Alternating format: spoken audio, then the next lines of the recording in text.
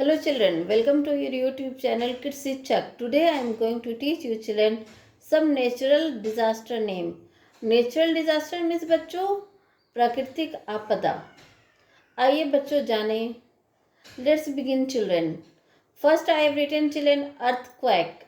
Earthquake means बच्चों भूकंप. EARTHQUAKE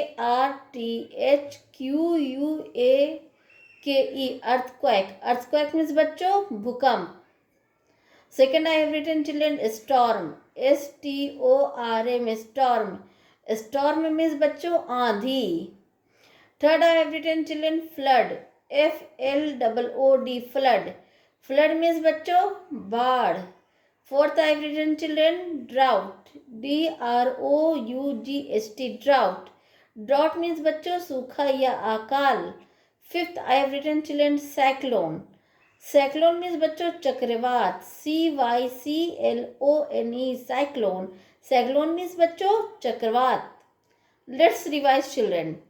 Earthquake means बच्चों भूकंप. Storm means बच्चों आंधी. Flood means बच्चों बाढ़.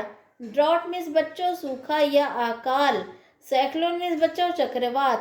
That's all for today children. Thank you.